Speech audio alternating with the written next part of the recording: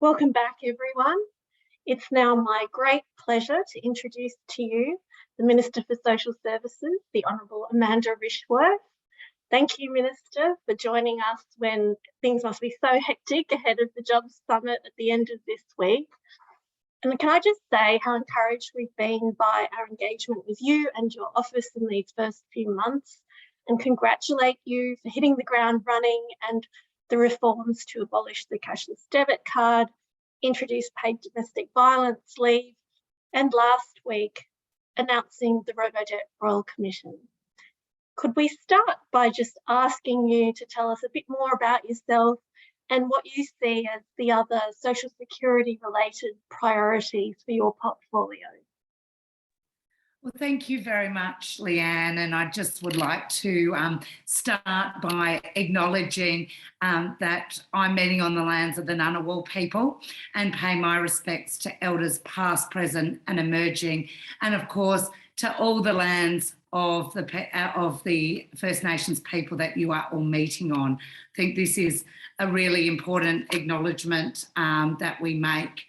I would also like to acknowledge Leanne and Genevieve and the excellent work done by the Economic Justice Australia and, of course, the community legal centres right around Australia. I mean, what you do in terms of upholding the rights of so many people that come for your help is really, really important. You've got some longevity under your belt, being 30 years of advocacy activities, and of course the advice to government, which is really, really important in terms of social security reform. So I think, just one example already where,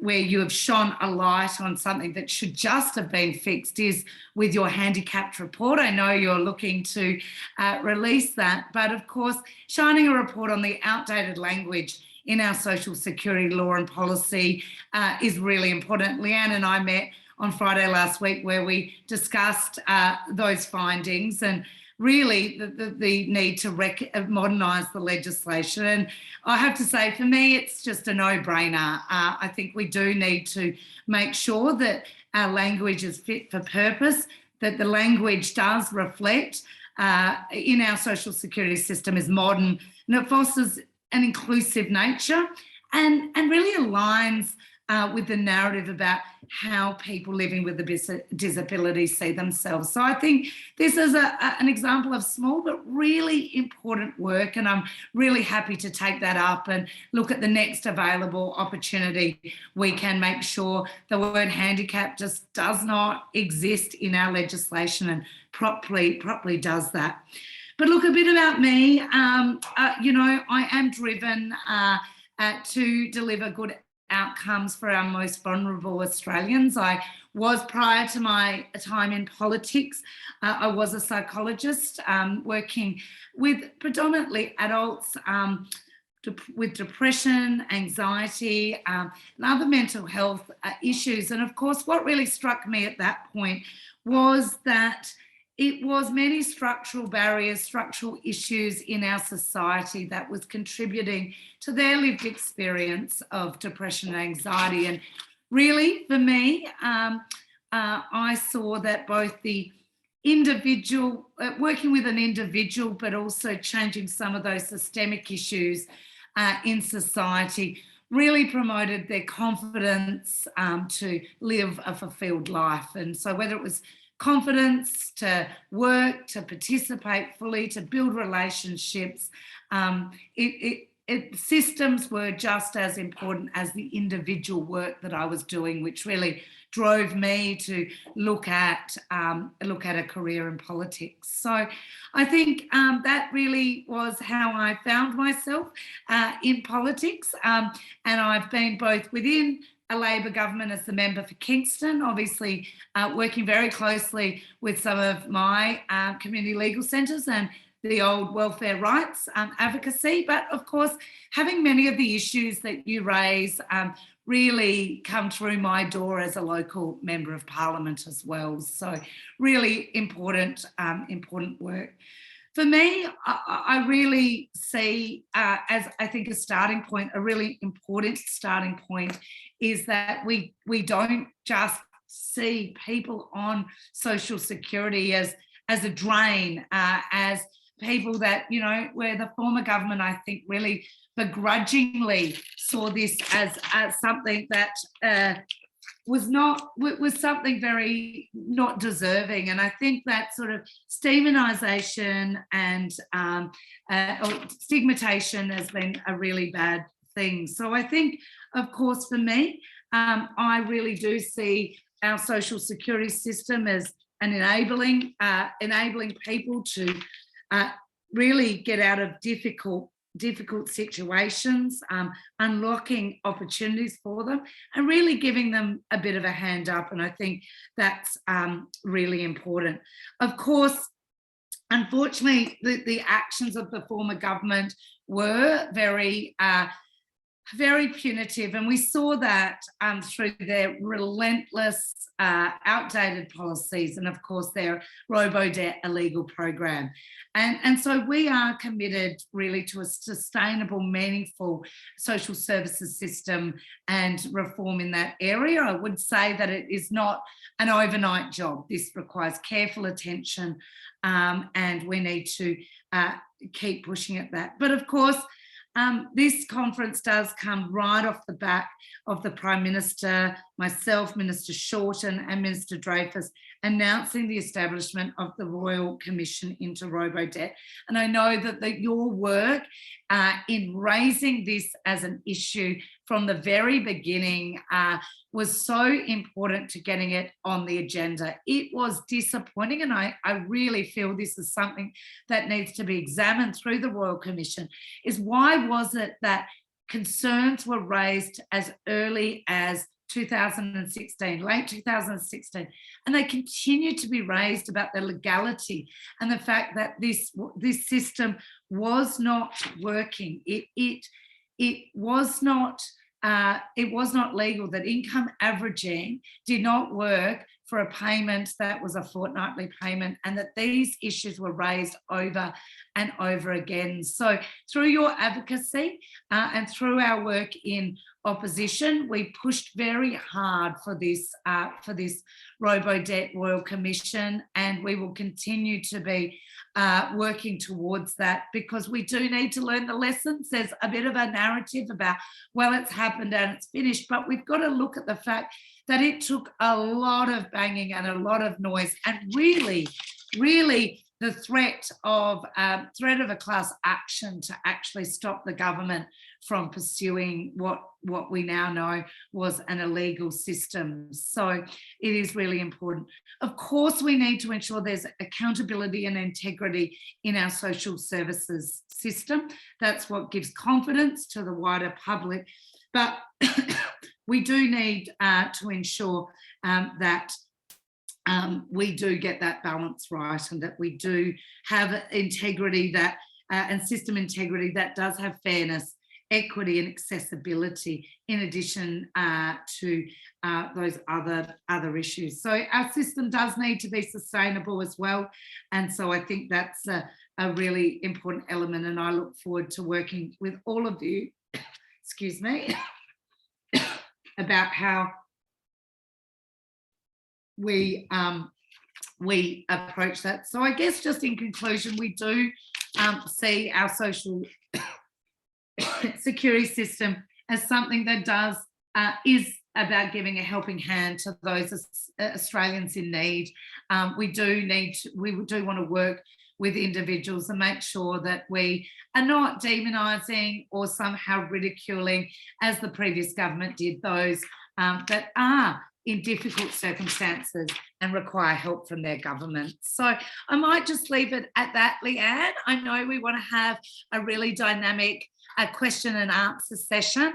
So I'll leave it there and hand it back to you.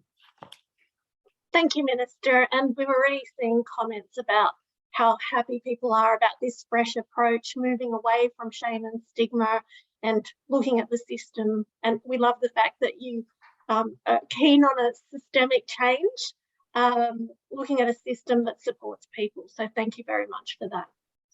So we did speak Friday, and I think a lot of the people in the audience will be keen to know about what you thought about our legislative brief, and the first couple of questions from the audience are actually in relation to that, because the people that we assist won't be able to access the benefits of the paid domestic violence leave because they're not currently in paid work.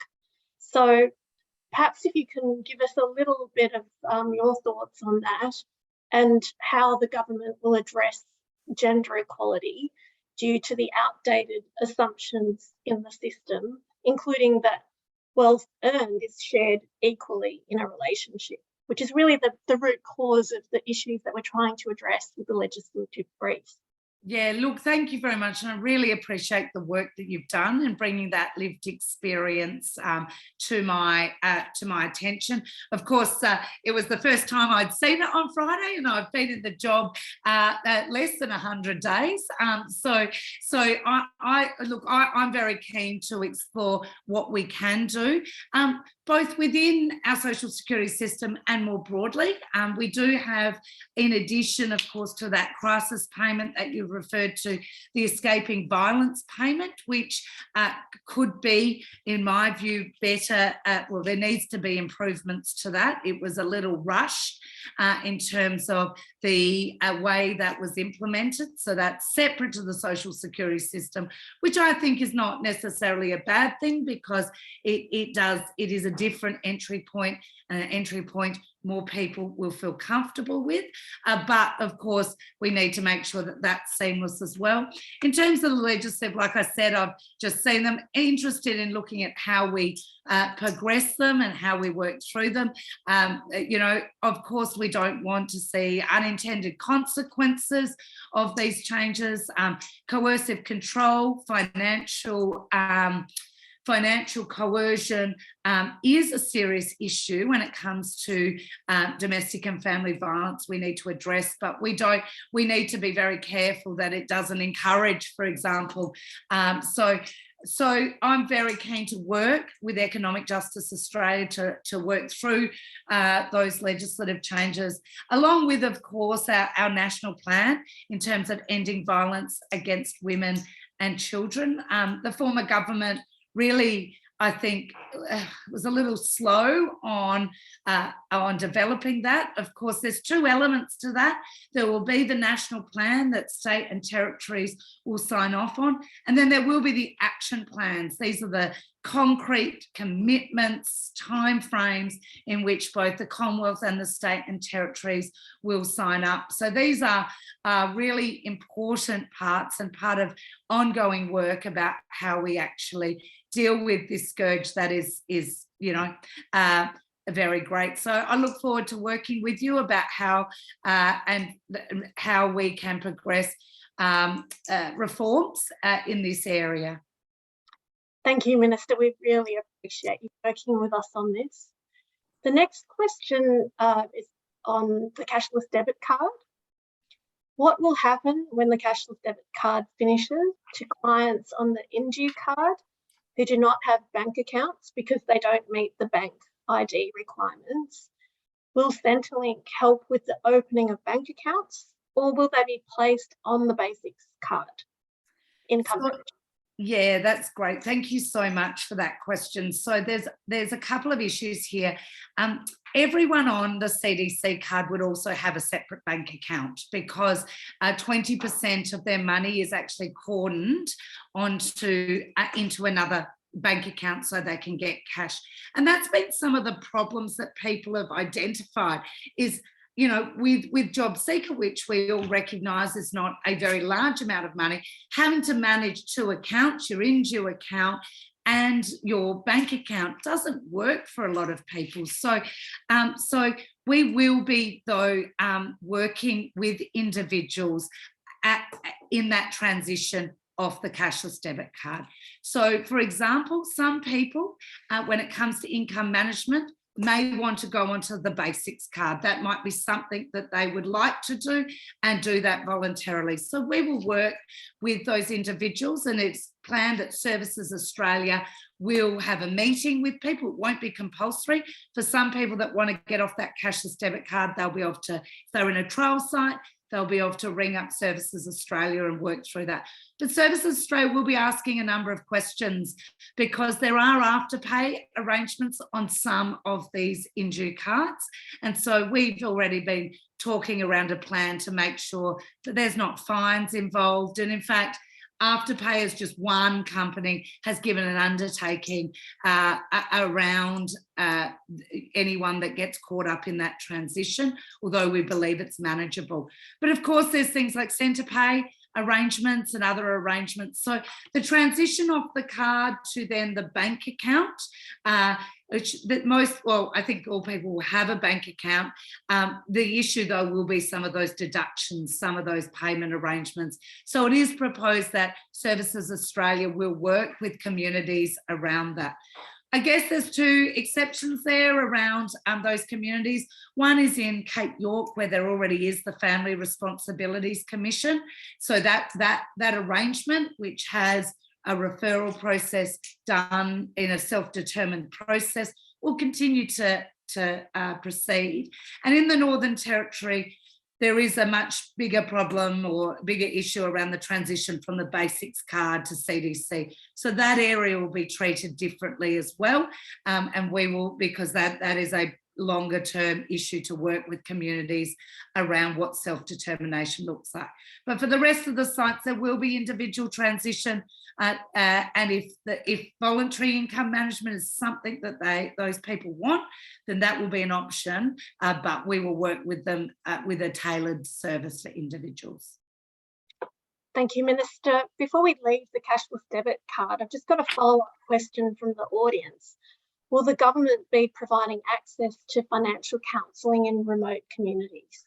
Yeah, look, really good question. We're working through where the gaps are now. In some of these communities, there is some good financial counselling.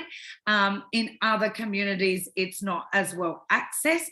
So we are absolutely, along with Services Australia, we're working with communities about where they feel the gaps are in terms of financial counselling and financial management. One of the issues, which is sort of alluded to in your first question, which is a longer term issue, is that actually a lot of, well, not a lot, but there are some people not accessing JobSeeker at all because of those identity issues and not having a driver's license, birth certificate, those issues. I mean, they're actually not on any income support whatsoever. And in fact, in some communities, it may be one person getting the JobSeeker money and other family members that are not entitled, they're all sharing one payment. So there is a longer term challenge, I think, in remote communities around not only those on the income management system and that transition, but more broadly, those that would normally have access to JobSeeker, for example, but have not got the identity documents to be able to access that payment. Our time is running so quickly. Sorry. One question about the disability support pension, and then I'm wondering, Minister, if you're happy for any additional questions to be sent to your office. Absolutely, yeah. So the last question we'll ask is, what steps have been taken in response to the recommendations of the Senate inquiry into the disability support pension, and are there plans to change the eligibility criteria, in particular to abolish the program of support as a requirement? Look, I'm considering obviously the recommendations and aware of the recommendations of the Senate inquiry. And, you know, we know a lot of good work is done that. I'm also definitely acknowledge, and I know that this will come up as well, is there has already been independently a review of the impairment tables, which is separate to the eligibility. So look, I'm working through that. We're just discussing that. I would say that at the moment, the focus is around the impairment table review and actually making sure that the advice and input from stakeholders around that is incorporated into a new instrument. I think that's really important. At the same point, I do want to make sure that we get that right. So I will be consulting and testing that information. I think making sure that we're talking with advocates and those administering the sort of table as well. So we are looking at having further consultation around the impairment tables. In terms of the broader issue around the DSP, look, that is, I do have to look at that, how that interacts with JobSeeker and a range of other things. So that is a broader piece of work that I'll be looking at in terms of not just through the Senate inquiry, but broader issues through the white paper and other processes. So, but certainly I'm very aware of the impairment tables as a separate piece of work, and want to make sure that that the work that's been done and future work actually makes a difference. Thanks so much again, Minister, for joining us this morning. We look forward to seeing you at the Job Summit and continuing this collaboration with you and the government. Thanks very much. And feel free to stay for the next session, which is about automation and social security decision making in the aftermath of Robodebt.